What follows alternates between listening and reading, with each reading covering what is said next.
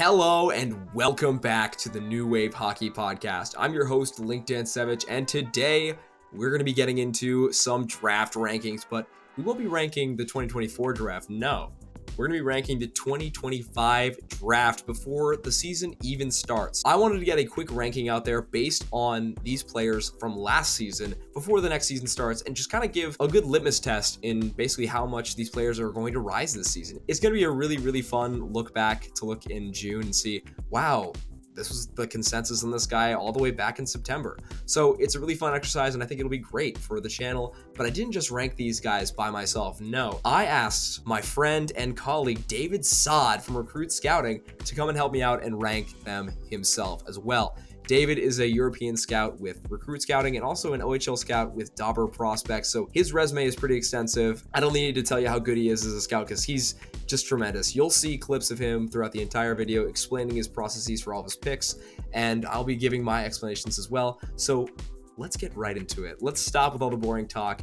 Who is my first prospect overall? My first overall pick was pretty easy for me, James Hagans. James Hagans was an easy pick for me at first overall. If you were paying attention over the summer, I made a video basically detailing James Hagans in a scouting report video. It wasn't my best work, but I'm trying to get better at it as I produce more content over the rest of the year. Hagans is just a tremendous combination of skill, skating, grit, compete, and he looks legitimately projectable at center. I'm a huge fan of him. What I'm not a huge fan of is his lack of size. He's really only 5'10", but he plays about 4 inches bigger than he really is. That was what really brings him to the number one overall pick for me. Consensus-wise, I think he's going to stay here. I think he's going to retain this pick. We've seen picks like Connor Bedard. Skill can overcome size a little bit, but I think there are about 4 or 5 guys that can overtake him for the first overall pick. But for now, James Hagans, he's got the first overall pick secured. Here's David's little tidbit. James Hagans. Yeah. When I was at Dobber watching the American team last year, James Hagans was the best player on that team, even as a D-1 player. So much skill, so much speed in the way he plays the game, and that's right up my alley. I love guys that can accelerate the way that Hagans does and bring in that layer of creativity that he does as well. So really excited to see what he does at Boston College this year. I think that there's a little bit more competition to it than it looks like on the surface. He does have competition for me at the 2 and 3 spots on my list, but he's got the benefit of the doubt for now, I suppose. And I'm looking to see what he can do at Boston College to cement that role in the same way kind of Macklin Celebrini had last year. At number 2, I have Porter Martone. I was posting a lot of my content on my website, newwavehockey.com, and I made scouting reports for my top 6 forwards in the entire draft for 2025, and Porter Martone was the second guy that I made a scouting report for. I'm such a huge fan of him because I was such a huge fan of Corey Perry growing up. I love his style of play. I love the two-way forward grit that he brings. I love his shot. My easy number 2. Could he overtake James Hagans at number 1? We'll have to see. Porter Martone. What's there to say about this guy? He is a genuine criminal on the ice. I feel like I have to have a police officer near me every time I watch him because he just bullies people, or sometimes it's just physical assault. I can have a lawyer sit next to me and list off the charges, but he's just an insanely physical player. So smart with the puck on his stick, and he's such a battler in the corners too. The way he finds pockets in the middle of the ice is pretty much unparalleled at the OHL level. He's playing like an NHLer right now, and that's why I think that he's gotten so much love from the community. Sky's the limit when you have this much speed, skill, size at the top. It's why that we have conversations of if James Hagans is going to go number 1, because guys like Martone are just so much more projectable. And at number 3, I have Ivan Ryabkin. It seems like every single draft nowadays has that one it factor Russian that they have in their draft, and Ryabkin is kind of different from Demidov and Michkov in the way, in the sense that he legitimately projects to be a center. I really like his two-way style of play. I'm a big fan of how strong he is on his skates. I look at him and I see a smaller Alexander Barkov, which could be hyperbole. We will definitely have to see how he does without Igor Chernyshov on his wing, and we'll definitely have to see how he does mixing in, hopefully, with the NHL and the KHL. That'll be the big litmus test for him to stay at 3. I've been a really big fan of Ivan Ryabkin also go check out my article because I really went in depth about him. I got Matthew Schaefer. Wow. I think he had All right. yeah. This will be a good discussion. I am very big on the Matthew Schaefer train, and it's a combination of multiple things. I really haven't been convinced by a lot of the guys further down the list yet, but Matthew Schaefer gets me a lot to be excited about. He is one of the smartest defensemen we have seen, I think, since Miro Heiskanen in 2017. He is that smart. You watch what he did at the Linka, I don't think he made a single mistake on the puck, and that amount of skill is something you can't teach. Not to mention, compared to a lot of guys coming down the list here, he's younger than all of them. He's 6'1", and he plays defense. I don't think that there's going to be much contention that he's might be the best defenseman in this draft. Logan Hensler, I think, is his only real competition. The fact that he just brings so much more offense at current than Logan Hensler puts him at that spot at number 3 for me. I think sky's the limit with this guy. If he takes off in Yuri like we all think he's going to, I have him in that tier where he could break to number 1. I can see it happening. And at number 4, I have Anton Frondell. Look, this guy could be as high as number 2 on people's list, and I don't blame them. He is a tremendous talent. There's a lot of things in his game that I think are just spot on, almost damn near perfect. His shot is not talked enough. We really give him credit for being a stick handler and like a weavy maneuver type guy, but he can't beat a goalie one-on-one with just his stick. His shot though, good lord, get out of the way if you see this guy winding up. The only big thing with him that I really draws me back, because he's got everything on the ice. His injury proneness worries me. He's had 2 kind of major injuries in the last 8 months. He's going to be out to start the season, and we won't get that big sample size that I personally wanted to see from Frondell that makes me kind of sure of him as a prospect. I really hope he gets back on the ice really fast so I can see more games of him. Well, I'm going to piggyback on what you just said, because I have Ryabkin at 4. Pretty much everything you just said. I'm a little bit more optimistic with Schaefer just because I think that what he brings to the draft table this year is unparalleled. But Ryabkin, I don't think he's maybe as dynamic as James Higgins or Porter Martone, which is what puts him a little further down my list. He's not the level of Michkov or Demidov that we've seen in the past 2 years either. But what I think that he brings to the table is very projectable. A Russian prospect that we have seen recently that understands how to play the middle of the ice at the MHL level like Ryabkin does.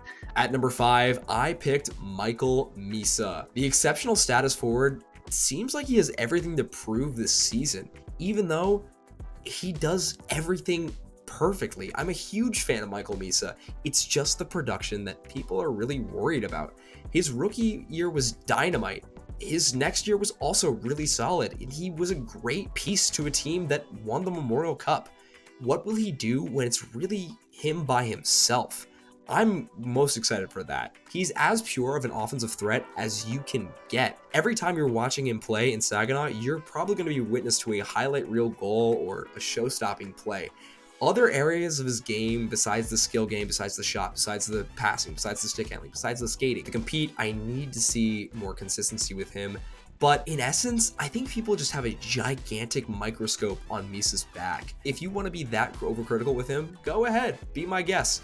I'm going to have him firmly in my top 5 until he gives me a reason not to put them there. I love Michael Misa. Let's hear David's pick. I'm going to get a little controversial here. I have Logan Hensler at 5 currently. This is a little bit of carryover from last year, where I genuinely thought Logan Hensler was the best NTDP defenseman in the past year. If Logan Hensler was draft eligible last year, I think he would have went number 2. I'm kind of sour on that lately because we've had events of like Matthew Schaefer has become bigger. Ivan Ryabkin has impressed me a little bit more, so he's been falling a little bit further down my list. But I've also just want him to hit the ground running this year really badly to cement that spot. He hasn't taken the reins yet on any team he's been on. He's been happy to coast, but my God, this guy has all the skill in the world. And at the 6'3" right-handed size, I haven't been convinced by as many guys as much as I have been convinced about Hensler. I think he's going to be a stud for sure. And at number 6, I have Roger McQueen. He's my favorite prospect in the entire draft. Yes, he's ranked 6th, but I am excited. He's my favorite to watch in this entire draft. He is a machine, a true specimen of science, and just a look into the future of what hockey will look like.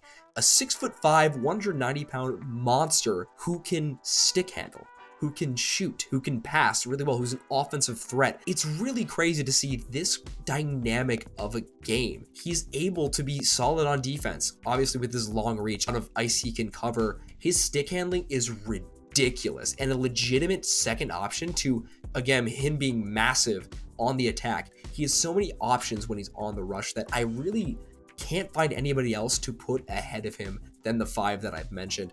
Like I said, for McQueen and the previous 5 that I mentioned, I wrote scouting articles on all of them. Go check them out at newwavehockey.com. And at number 7, I have picked Matthew Schaefer from Erie in the OHL. As an offensive defenseman, Matthew Schaefer is really legit. He does not make many mistakes in the zone and will probably end up going a lot higher than I have him predicted here. He's truly a special defenseman, amazing at the pass, amazing with the puck in his hands. I don't have enough for why not to pick him. He's just truly a pure offensive defenseman who can make some stops defensively, and that's worth talking about. I'm a really big fan of that. At number 8, my second ranked defenseman in the entire draft, Sasha Boumedian. I am a huge fan of Boumedian. I was a really big fan of the Youngstown Phantoms last year. Watched pretty much every single one of their USHL games, and Torrey Pittner may have been my favorite defenseman on that team, but my second favorite was young Sasha Boumedian, and he's going to be playing at Boston University, and you know how I love my college defenseman. I'm going to be eyeing him up a lot. I'm going to be really, really critical of his skating and of his defense, but they're all really solid to me. His high motor and his big frame create a unique two-way style of game. Sasha Boumedian has all the tools to be a great combination D-man in the new age of hockey. At number 9, I have another Erie player, Malcolm Spence. Look, I admit, he has not been tremendous for Erie, and sometimes he floats skating-wise, but the offensive dynamic talent, the work ethic I see in him is just truly tremendous. He reminds me of Matthew Tkachuk. Internationally, he is a godsend for Canada. But this guy scores so many goals. He makes so many highlight plays in international play, but I need to see more consistency in the OHL. His star is really bright when it's shining on him, but when it's not on him, I want to see more. But Malcolm Spence, I think he truly has the potential to be the most dynamic two-way forward in this entire draft if he truly puts the effort in. At number 10, I have Logan Hensler from the USNTDP playing at Wisconsin this season. The right-handed defenseman really caught my eye early, and he's just been a pretty solid two-way defenseman that I can't let go of. He's too good to rank outside of the top 10. I think him, Boumedian, and Schaefer will obviously all be in the top 10 come draft time, but this could change. Logan Hensler, he's been able to put up a pretty solid offensive output as well. He was really involved in the USNTDP last year, and they had some pretty solid defensemen on that line. Cole Hudson was there, EJ Emery was there.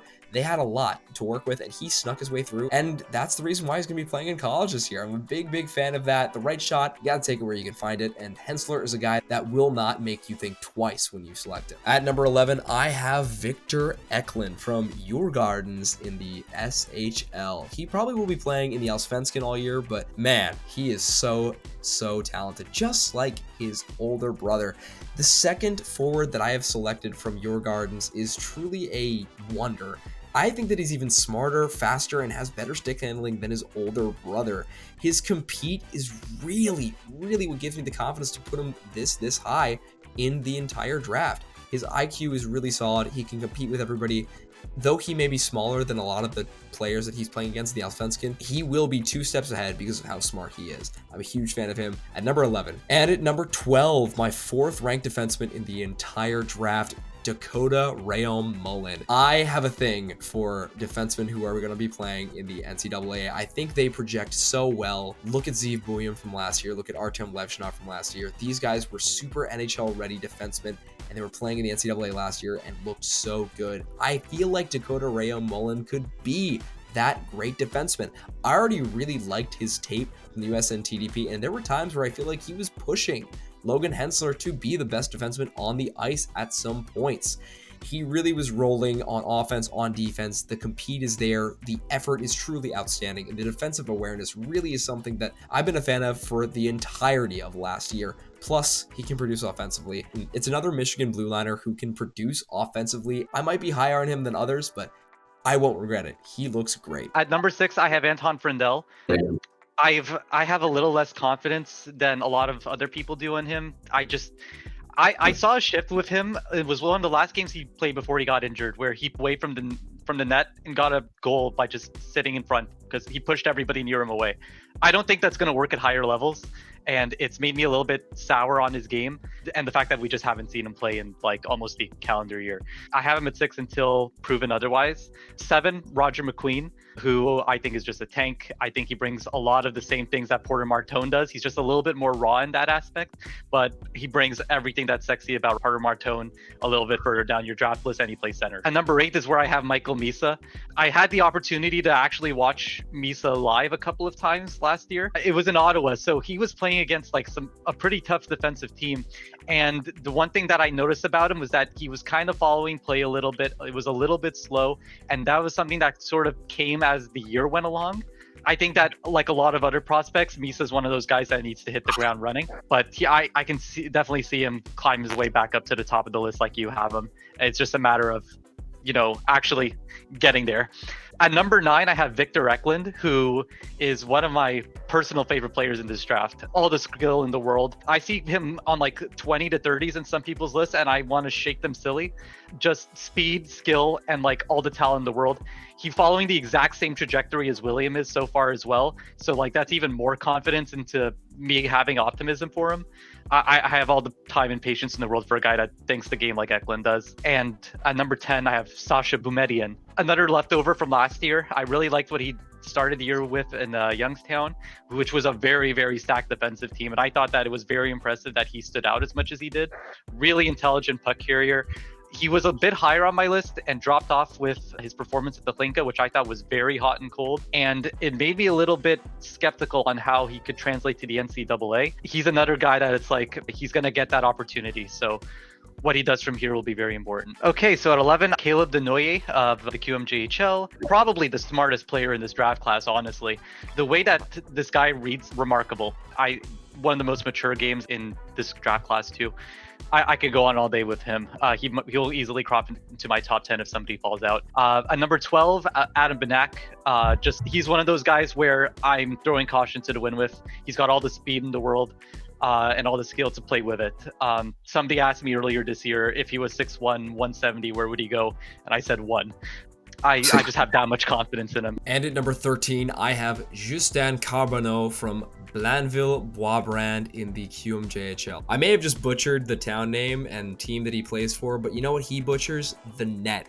This guy is a goal scorer. He's a lethal point producer, and I've really seen a lot. He's a power play specialist, but someone that looks really deadly on the rush as well. His two-way style of play also adds to just his offensive viability. I really have been a huge fan of all that he can do. He is big, he is imposing, and he's from Quebec. If he has a monster season, I will have no qualms about having him in my top 20. He's a guy that I have higher than most, but you will not be sorry for picking him this high. I love him at 13. At number 14, I have William Moore. This guy might be one of the most toolsy guys in the draft after Roger McQueen. The USN TDP center, he has a lot to prove this season. He will definitely be the number 1 guy forward-wise for them this year, so we will see what he will do in the USHL. But he has a lot of tools. He has a lot of confidence. He's 6'3". He's a bit of a shrimp. He's a bit of a stick at 6'3". I want to see more point production, and I want to see more assists because we've seen the goals, but I want to see a lot more dynamism to his offensive game. But for now, I have him at number 14. And at number 15, it's finally time to talk about Adam Banak. I've put Czechia's most exciting skill prospect since Filip Zadina right here. As David is about to mention, if he was 6'1", he'd be going number 1 overall in the draft.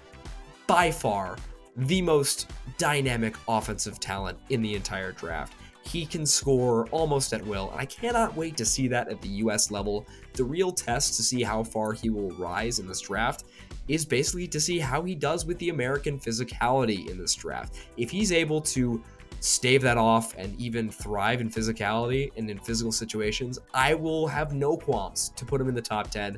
He is as talented as anybody in this draft. What holds him back is simply his height. At number 16, I have Caleb Denoye, the consensus QMJHL top prospect. I have Justin Carbonneau over him just for now, but Denoye for sure is the smartest prospect. He's the best center prospect in the QMJHL. I can see Denoye overtaking Carbonneau because of just how smart he is. The two-way game is really there. I love his effort and compete on defense. He is smart on the back check, and he is such a creative player. He creates offensive chances like they're nothing, and I really want to see more of it, more consistency, and see how far he can go in terms of point-wise, because I'm really rooting for him. Caleb Denoye is someone that I want to do well in this draft, and we will see what he can do. At number 17, Philip Ekberg.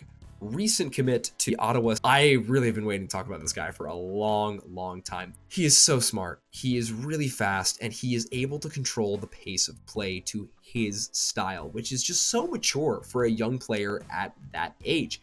I'm a really big fan and want to see what he will do physicality-wise in the OHL. I want to see him try to embrace physicality more on smaller ice.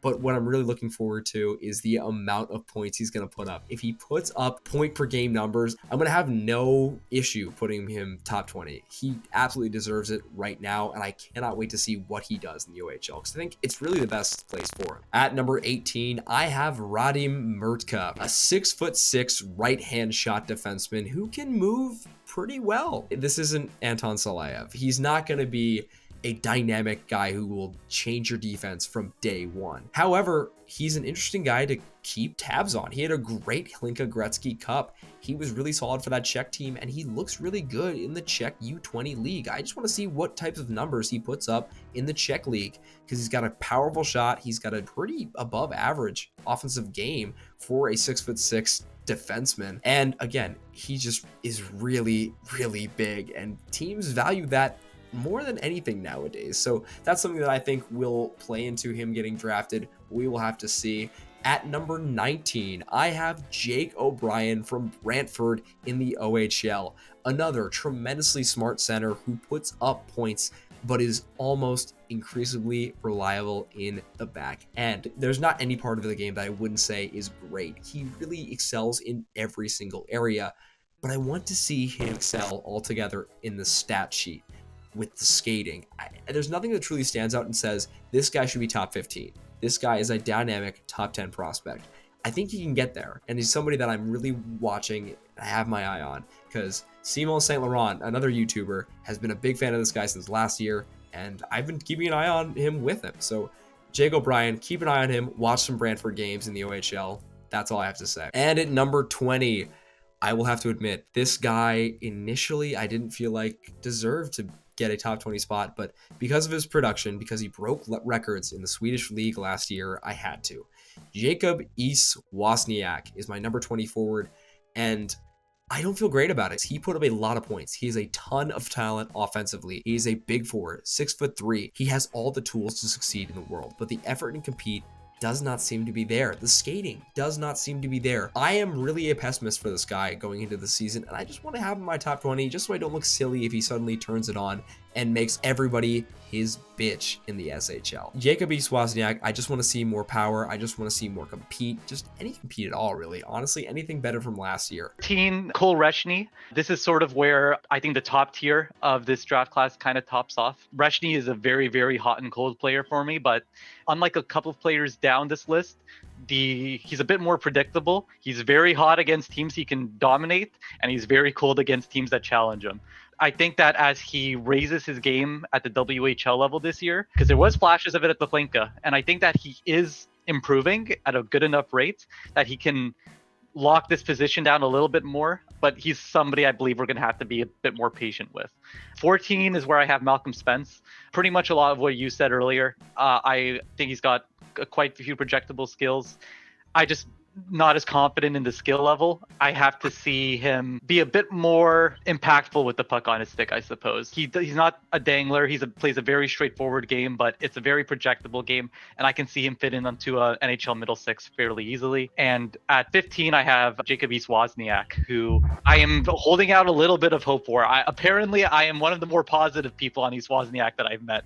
He played a lot of hockey, and lately it has kind of tapered off, but the Hlinka was weird this year. Everything that I expected to happen at the Hlinka didn't happen. So I'm going to give him a mulligan for now and just see what he does to start the year, because I think that the upside is there. So this is basically all of my personal favorites from so far this year. At 16, I have Philip Ekberg, someone who I am thrilled to watch this year. I'm based in Ottawa, so the fact that he's coming to the 67s is going to be exciting. This guy at the Hlinka was so good at finding lanes. I don't think that anybody like outside of Victor Eklund has a good eye for gaps like Philip Ekberg does, and he plays with all the speed and skill in the world as well. I'm very curious to see how he adapts to the OHL's more physical game, but as far as raw speed and intelligence comes in the offensive end, I have all the faith in him. 17, I have Cooper Simpson from the Tri-City Storm of the USHL. He's somebody that I was really hoping for to show up at the Hlinka. He didn't do what I wanted him to. He's again another leftover from his D-1, where I thought he was exceptional towards the end with Tri-City, both with and without Trevor Connolly. I think Cooper Simpson at times was the best player on that team. This is a bit scandalous, but he was everything that I wanted out of Cole Iserman in his draft year. The way that he has like an insane shot, knows where to go, battles in the corners, finds plays in the middle, and he's like Malcolm Spence and these more physical guys. He battles in the corners, which I'm a big fan of. He might drop off of this list because it's going to be a very competitive, very fluctuant first round, I think. But I have hopes for him for now. At 18, I have Radim Murtka of the Olisari in the Czech League. Another really big, really smart right-handed shot. Somebody that I think is actually quite underrated for out of the Hlinka. The sort of thesis with the Czech team this year was speed. And what we forget was Murtka was quarterbacking a lot of that play. He was finding the wingers and Adam Benak in like every single game. So even though he has some personal like skating issues with his feet, he's not the fastest skater. He's got the brain for it, which gives me a lot of confidence in him. To 19, I have Milan Gastrin, who was also another relatively unknown name for me coming into the Hlinka, and he just blew me away. Reminds me a lot of Otto Stenberg in his draft year, who I was also a big fan of. Just such a heart and soul kind of player, plays right down the middle, does everything you want on the ice. We have seen so many players like this get valued in the first round, like Cole Baudouin's and Jet Lichenkos. I find Milan Gastrin is just the next big thing in that field of player. And at 20, I have Benjamin Kindle from Calgary. This is a bit more of a reach. I really liked him from what I saw last year with Calgary. He was their highest scoring forward last year, one of the more dynamic players on that team. And my God, I have never seen a puck that he cannot settle down in one motion. He's so good at slowing down play and facilitating players, which is why he was playing with Gavin McKenna and Cole Reshny on the top two lines with Canada at the Hlinka. I'm curious to see where it gets him. He's got something that I can see projecting immediately. For at this point, that's enough for me. But that's it. David's too. I gave you top 20 for David. I hope you enjoyed his analysis because he's a tremendous scouting mind. I hope you really enjoyed what he had to say. I'm sorry if the video went a little long. Thank you so much for watching. I've been your host, LinkedIn Savage.